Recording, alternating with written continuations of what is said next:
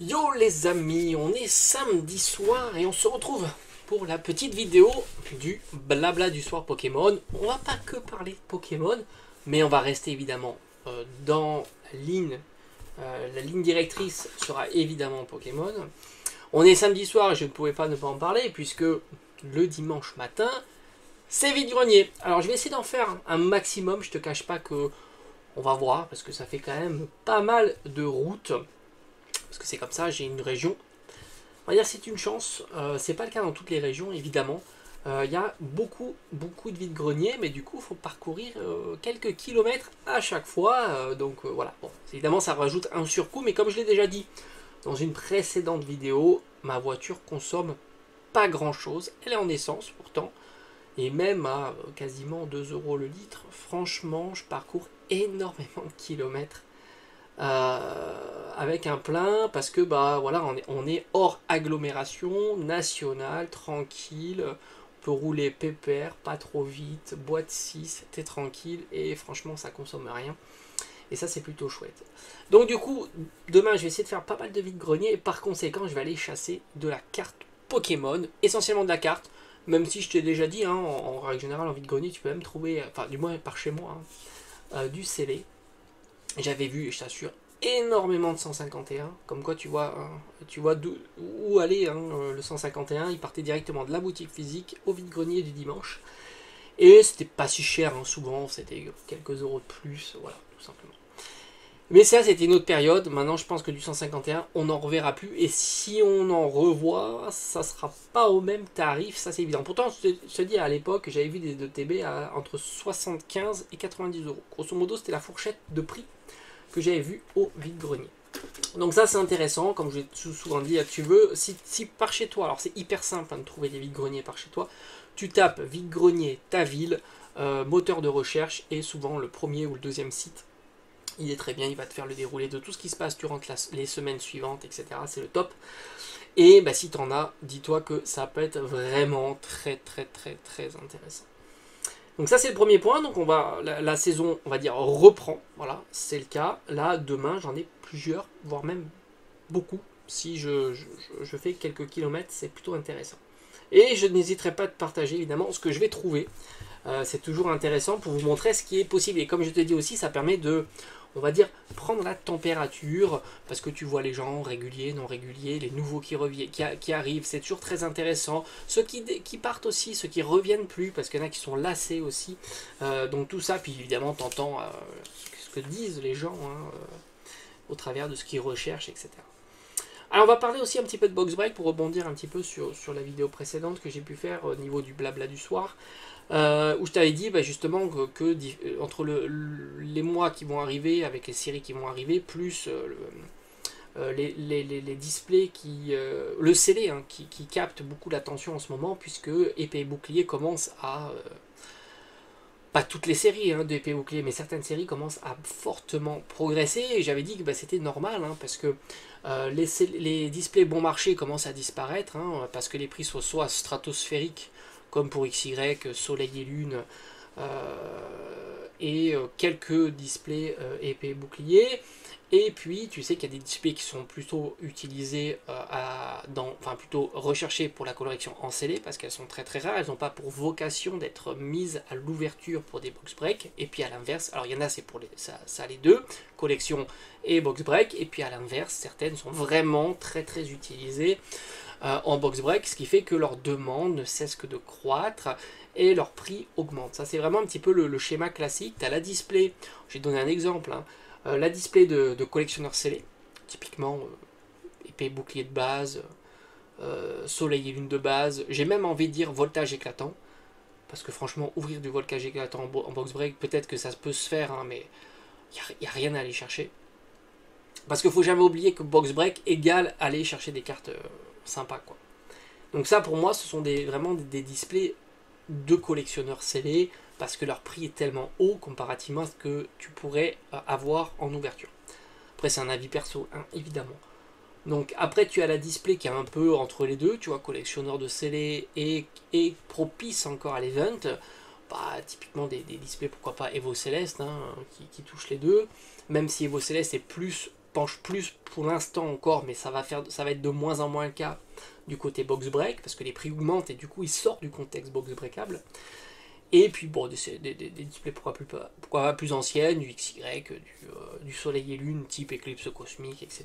Où tu pourrais dire pourquoi ça peut être ludique d'une ouverture, je pense que c'est encore intéressant, mais ça devient de moins en moins intéressant tant les prix continuent à augmenter. Et du Duochoc, c'est pareil, ça devient tellement cher que ça devient compliqué et on se situe plus là aussi sur une... Donc en fait, au fil des années, les prix augmentent et du coup, qu'est-ce qui se passe? Des displays qui pouvaient être box breakable, pour moi en tous les cas, à mon avis, hein, sortent du domaine du box break. Tant que les cartes sont au même prix, hein, évidemment, parce que tu vois, c'est une question de balance. Et par conséquent, bah, s'il y en a qui sortent, il faut qu'il y en a qui rentrent. Bah oui, il faut que ça comble le vide. Et du coup, c'est ce qui se passe. Donc Evo Céleste a monté par ce biais-là. Et Evo Céleste devient cher hein, quand même.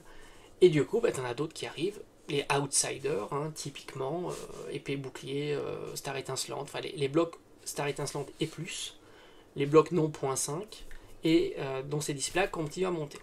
Évidemment, écarlate et violet, je t'en avais parlé, il faudra se poser la question. Mais c'est pas maintenant. Évidemment que tant que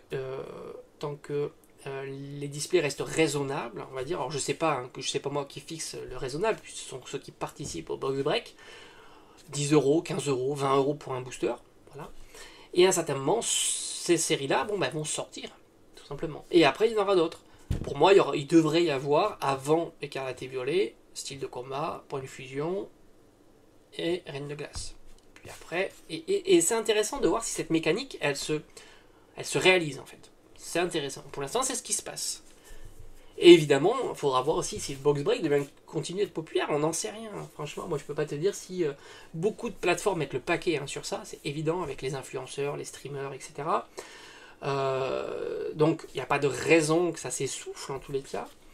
Mais ça peut un jour s'essouffler, ou voire même le TCG Pokémon. Ça, on n'en parle jamais. C'est pour ça qu'on va un petit peu en parler dans cette vidéo-là. Parce que ça pourrait être le TCG, pas le box break qui s'essouffle, mais le TCG Pokémon qui lui s'essouffle en version box break. Ça aussi c'est à surveiller. Et donc par conséquent, après, une fois que tu auras toutes ces séries épée bouclier qui vont normalement, si tu suis la logique de cette tendance, devrait monter, à un certain moment, elle devrait sortir du schéma box break et tu auras d'autres séries dont Écarlate et Violet prendront le flambeau.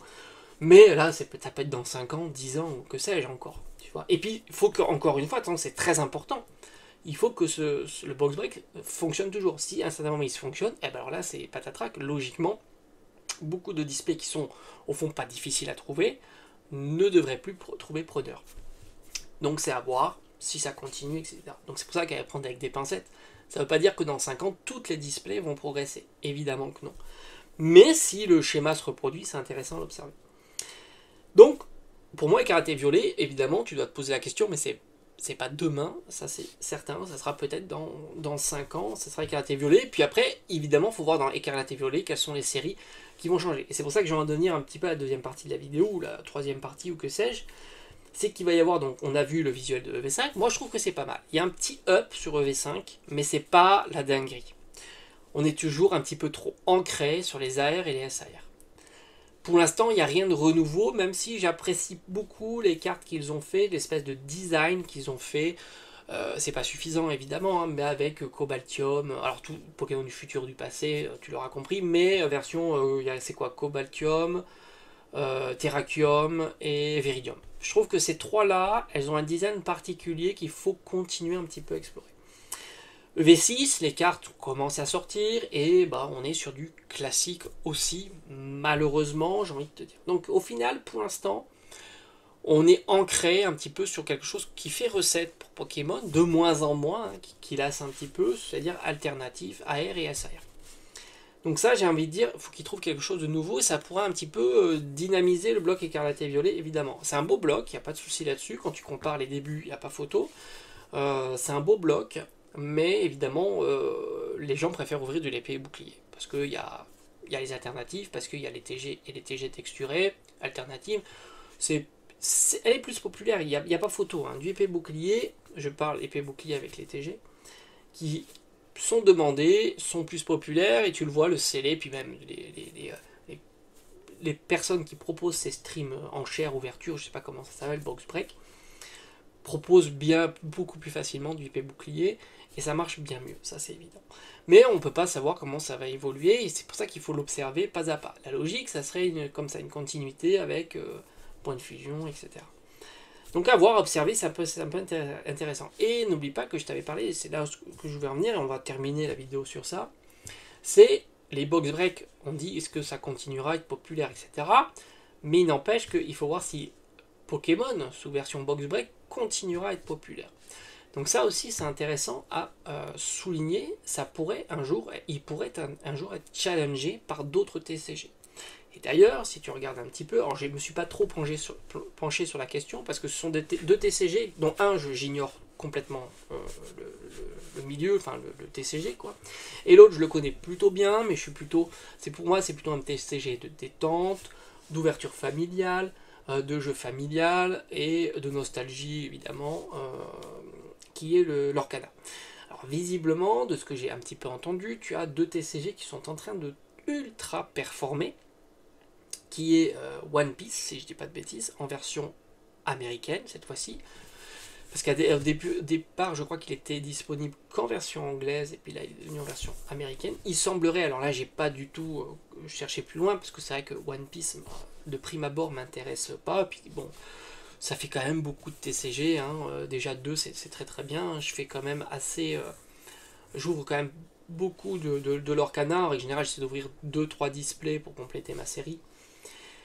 Et l'Orcana. L'Orcana, je connais mieux, voire même bien. Alors je suis pas focus sur les codes des cartes, les codes du CD, etc. Mais donc c'est une série dont j'ai ouvert. J'ai ouvert entre 2 et 3 displays, donc je connais assez bien. Et c'est vrai que là, j'ai regardé, il est en train de surperformer. Tu prends un chapitre 1, par exemple. Que ça soit reprint ou non reprint, hein, attention, chapitre 1, tu as les cartes légendaires certaines cartes légendaires sont en train de surperformer. Et tu as des cartes à plus de 1000 euros. C'est-à-dire que chapitre 1 fait mieux que ce qu'a fait Évolution Céleste en tant d'années. Evo Céleste est sorti en 2021, on est en 2024. La plus grosse carte, non gradée, je précise, on est aux alentours de 600 à 700 euros. L'Orcana, qui est sorti l'été dernier, hein, même pas un an, la carte Elsa est à plus de 1000 euros. Voire même, de temps en temps, tu l'as à 1500 euros, ce qui est colossal. Et non gradé en plus. Mais bon, je pense pas que la gradation apporte grand chose, si ce n'est une certaine sécurité. Et tu as d'autres cartes secrètes comme ça, enchantées, qui tournent facilement aux alentours de 300, 400, voire même 500 euros. Ce qui fait quand même une série assez exceptionnelle. Alors je te parle même pas du first print de la display, qui est lunaire, hein. Ça doit être des displays qui tournent aux alentours de 1000 euros. Pourquoi elle est lunaire? Parce que tout simplement, tu peux, en plus d'avoir les secrètes, donc les enchantés, donc des cartes à plus de 1000 euros, typiquement, alors n'oublie pas que tu n'as que 24 boosters dans une display, comparativement à 36 sur Pokémon. Elle est lunaire parce que, et pourquoi elle est plus recherchée, on pourrait dire le Head 1, l'édition 1 de ce Lorcana, chapitre 1, parce qu'en plus d'avoir la carte, donc les cartes enchantées qui sont très très très chères, je pense que la plus basse, elle doit tourner autour de 150-200 euros. Et la plus haute, comme je te dis, à plus de 1000 euros facilement. Et tu as la possibilité d'avoir le Stitch qui n'a pas été Stitch erreur, on va dire. Avec un lore et non deux lore. Ça, c'est une erreur parce qu'en fait, la Stitch comme ça, elle doit avoir les mêmes compétences que la secrète. Et du coup, ça permet d'avoir une carte. Une carte comme ça vaut entre 60 et 100 euros. C'est pas énorme, mais déjà, elle tombe une fois sur deux, hein, quasiment, parce que tu peux avoir. Ça tombe hyper régulièrement, les légendaires. Tu peux avoir 5 ou 6 légendaires dans une display sans trop de difficultés, comparativement à Pokémon, par exemple, où c'est très très compliqué d'avoir des cartes. On va dire, tu prends même Evo Céleste, une full art, c'est très compliqué. Et une full art, c'est 20 balles, tu vois. La plupart des full art sont même à 5 euros, hein. Mais disons qu'en moyenne, tu dois être à 20 euros, 25 euros pour la full art. 20 euros, allez, 20 euros pour la full art. Et l'Orcana, t'as pas mal de cartes qui valent, les légendaires valent quand même 10, 20, 30, 40, 50, même plus, et tu as celle-ci qui est un bonus supplémentaire, et tu as aussi toutes les foils qui ont tendance à doubler le prix de la carte, et une Stitch foil vaut dans les 300, 400, peut-être même 500 euros. Donc résultat des courses, la chapitre numéro 1 apporte une plus-value notable à nos ouvertures. Une chapitre numéro 1 reprint, c'est aux alentours de 250 €, donc elle a déjà bien progressé, puisque reprint c'est hier. Hein. Tu peux en trouver très facilement je crois que c'était en décembre-janvier. Donc elle a déjà fait un x2 sans aucune difficulté. Donc c'est-à-dire qu'il y a beaucoup de... En tous les cas, il se passe des choses. Donc One Piece et Lorcana. Donc est-ce que les box break pourront plus tard, pourquoi pas, aller aussi sur d'autres TCG type Lorcana? Il y en a déjà hein, des box break sur Lorcana, ça marche moins évidemment. Et donc sur Lorcana et sur One Piece. C'est pas impossible. Sans compter que les box break, évidemment, il faut les prévoir. Là en ce moment, Lorcana, alors chapitre 2, chapitre 1, les cartes sont très chères. Même les cartes qui sont pas des raretés les plus... franchement, une légendaire, c'est pas compliqué à faire tomber. Et voir qu'une carte qui n'est pas compliquée à faire tomber à ces prix-là, c'est quand même assez fort. Je parle pas de ce Stitch, même un Stitch de l'or, c'est-à-dire le Stitch qui est dans le reprint, c'est une carte à 20 ou 30 €, tu vois, même peut-être un peu plus. Donc, le chapitre numéro 2, il y a des cartes qui sont très chères aussi, les enchantées valent une centaine d'euros, 200 € pour certaines, donc c'est quand même pas rien, on est sur du niveau de Pokémon sans problème, et les displays coûtent aux alentours de 110 €. Donc là aussi, tu pourrais imaginer plus tard, si les cartes montent tranquillement, avoir un intérêt, plutôt un bon intérêt d'aller chercher ce genre de cartes et ce genre d'event, et tu peux faire pareil aussi pour le chapitre numéro 3 où tu trouves les displays aux alentours de 110-115 € aussi. Et dont les cartes, les enchantées, et quelques légendaires aussi. Hein. Tu as des légendaires comme la bête qui tourne autour de 40 €. Tu as la légendaire de, je crois que c'était de Robin des Bois, qui tourne autour de 40 €. Alors tu me diras 40 € c'est rien. Oui, mais on va dire en règle générale, tu as 4 ou 5 légendaires qui tombent. Donc moi j'ai ouvert beaucoup de displays, j'ai à peu près à chaque fois eu 4 ou 5 légendaires qui tombent. Et à chaque fois, tous les 2-3 displays, c'est à peu près ce que j'ai eu, tu as une enchantée. Donc une secrète. Après c'est pas fixe, hein, tu peux ouvrir 6 displays avec rien du tout, hein, c'est toujours pareil. Hein, quand tu as une chance sur 3 de gagner, tu peux perdre 6 fois d'affilée, hein, évidemment, hein, c'est même souvent le cas. Donc je trouve que c'est une... En tous les cas, c'est pas à sous-estimer dans l'évolution du box break Pokémon, et pas que d'ailleurs l'Orcana, hein, je te parle de l'Orcana parce que je connais, visiblement One Piece anglais fonctionne très bien aussi. Donc là aussi, One Piece, ça pourrait être aussi une piste. Donc tout ça est intéressant à suivre, et évidemment, il nous donnera un petit peu la tendance, c'est évident. Allez, je vous dis à bientôt, merci d'avoir regardé cette vidéo.